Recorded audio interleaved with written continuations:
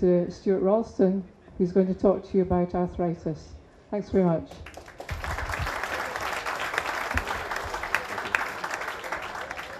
Okay, thanks very much, Nikki, and I'd just like to add my thanks for you all coming along. It's great to see such a good audience and a lot of interest in arthritis in only 30 minutes, but I've picked up a few highlights of some of the features of certain common rheumatic diseases and a bit about management, and I hope you find it interesting. So, basically, there are many different types of arthritis or different types of musculoskeletal disease. But I think many rheumatologists find it helpful to break those roughly into two types: inflammatory diseases and non-inflammatory diseases. So the inflammatory diseases include things like rheumatoid arthritis, ankylosing spondylitis, psoriatic arthritis, connective tissue diseases, of which there are a huge variety, many different subtypes, and then gout and pseudogout, which of course are inflammatory. Then we have the non-inflammatory conditions like osteoarthritis, osteoporosis, fibromyalgia, soft tissue rheumatism, and regional pain syndromes. This afternoon I'm going to mainly talk about some of the inflammatory conditions, but I'll say a couple of words about osteoarthritis too, since it's such a common problem. Now, rheumatic diseases are very important in terms of morbidity to the population. Rheumatoid arthritis, for example, it affects virtually all populations worldwide. About 1% of the population suffer from this disease. Tremendously important because if you're unlucky enough to get rheumatoid arthritis, there's a very high chance you become disabled as a result of the disease unless it's properly managed. Osteoporosis, another tremendously common problem, especially in my country, but it's becoming much more common in other countries like China, India, and in the future this will become a huge problem in this country as well. And then if you look at osteoarthritis, also tremendously common. Up to 30% of older people develop osteoarthritis. So they are common and important conditions. Now, what can rheumatologists do? Probably the most important thing a rheumatologist can do is make the correct diagnosis. The management of arthritis is totally different depending on the different subtypes. And if you can't make the correct diagnosis, then you'll never be able to manage the patient properly. The other key thing that we do is educate the patient about the disease. If your patient understands about their disease, that's the first step to effective management of that disease. We have to make patients realize what can be achieved with treatment and maybe what can't be achieved. We can't work miracles all the time, unfortunately.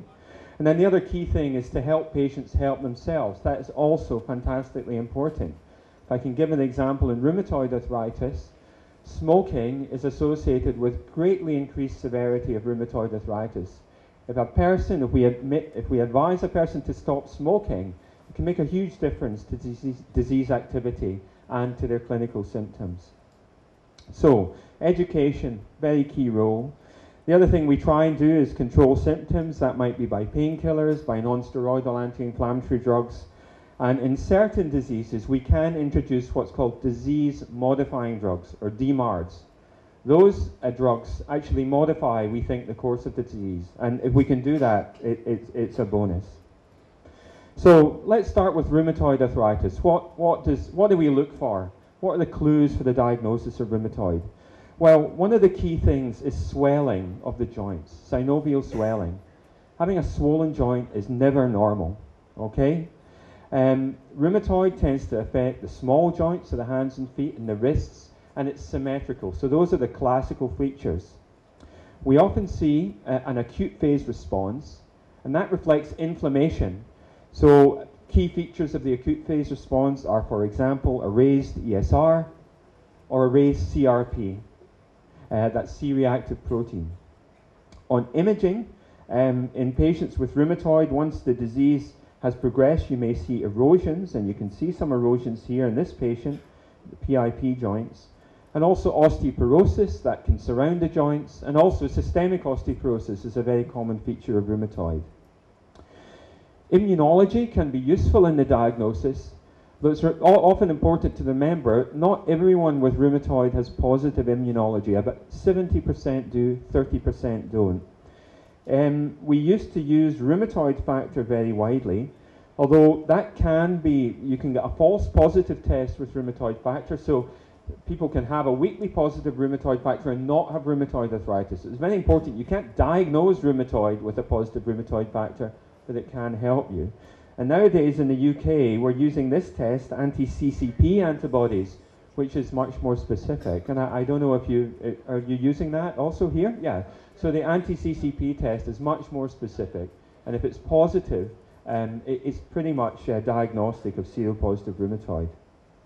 Now, this is me when I was at your stage, okay? It's a few years ago, as you've heard. And I read Davidson's when I was going through medical school. At those times, the options were fairly limited. We had NSAIDs and analgesics. We used a bit of steroids. Then often patients would be treated with NSAIDs and analgesics for a long time before progressing, but then we sometimes progressed to drugs like penicillamine, gold, cytotoxic drugs. So that's 1987. But here I am, I'm a good bit older, still as handsome as you can see. I'm only kidding. And really we have a huge choice of drugs now.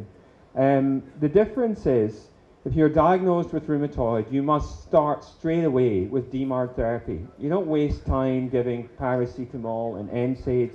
As soon as you make the diagnosis, you're on a DMARD, usually methotrexate. That's our first choice DMARD, often with low-dose steroids.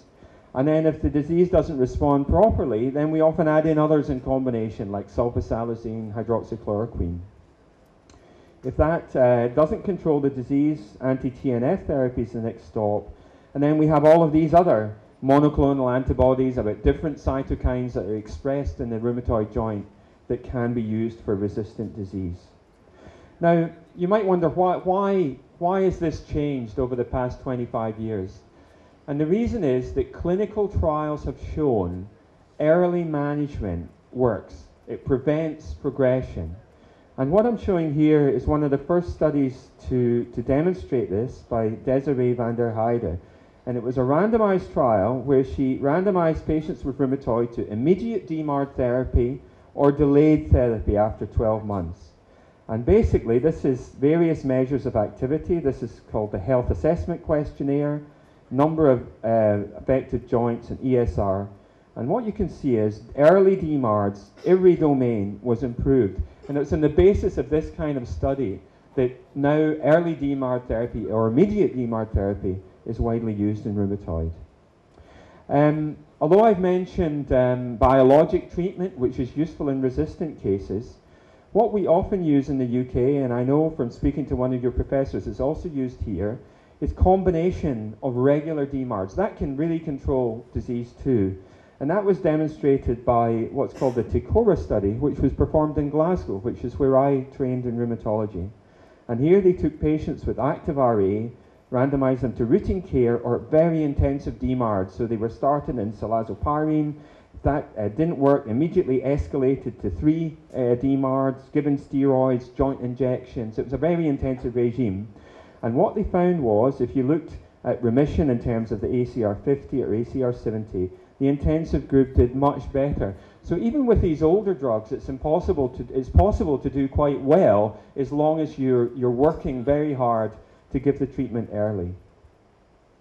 And so that moves us on to the biologics. So these are a new group of drugs, or relatively new, and basically they're targeted at many of the cytokines that are overproduced in rheumatoid. And I've taken this from the rheumatology chapter in Davidson's actually, which illustrates some of the cytokines that are produced within the rheumatoid joint and how the treatments that we now use, the new biologic treatments, attack these cytokines. So for example, anti-TNF is an important inflammatory mediator, and we've got many anti-TNF treatments that block inflammation and tissue damage. A relatively new one is a drug called rituximab, which is targeted against B cells. That actually depletes the B cells and also is very effective. Abatacept stops the interaction between dendritic cells and T cells, again blocking T cell activation and reducing inflammation. The newest kid on the block is anti-IL-6 tocilizumab, which attacks this cytokine here, also involved in inflammation. And finally, denosumab, which blocks RANKL. That's used in the treatment of bone erosions and systemic osteoporosis. So we've begun to understand a lot more about these cytokines in rheumatoid, and we've now got drugs against them. And these are very highly effective treatments.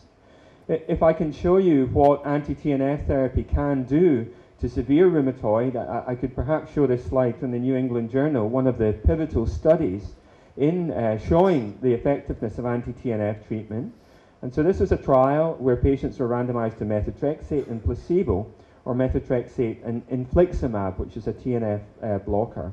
And what you can see is the methotrexate, although it is effective in reducing inflammation, joint damage was much better in the combination, joint space narrowing and erosions. And also, if you look at what's called the SF36, that's a measure of quality of life, better in the anti-TNF treatment than methotrexate alone. So these drugs are very highly effective. Has this managed long-term outcome? Well, there's some evidence from epidemiologic data in the UK that it may have. And I'm taking data from my own country, Scotland, looking at hospital admissions with rheumatoid over the period 1982 to 2002. And what you can see is between 82 and about 96, there was a 90% increase in admissions with rheumatoid. About 95, 96, aggressive therapy was introduced, and then the increase leveled off. Anti-TNF were licensed about here, and we're actually now seeing a decrease. So it does demonstrate, although this isn't a randomized study, that probably these changes, this more aggressive management is making a difference. So, rheumatoid, the bottom line, key points: early diagnosis important, early DMARD treatment important as soon as the diagnosis is made, and often people are on multiple DMARDs. The other thing we've realized in recent years is steroids almost certainly do have a disease-modifying effect, and they're used in combination. And patients that can't respond to that, then we escalate to biologics. So, that's about rheumatoid. Has everyone been listening? I hope so. Here's the first quiz of my presentation. So you make a diagnosis of rheumatoid in a woman with synovitis of the hands, wrists, shoulders, and knees. What treatment would be most appropriate? Hands up for ibuprofen and paracetamol. Hands up for number 1. No one. Hands up for number 2. Hands up for number 3. Good. Hands up for number 4. Hands up for number 5. Those that answered number 3 is correct.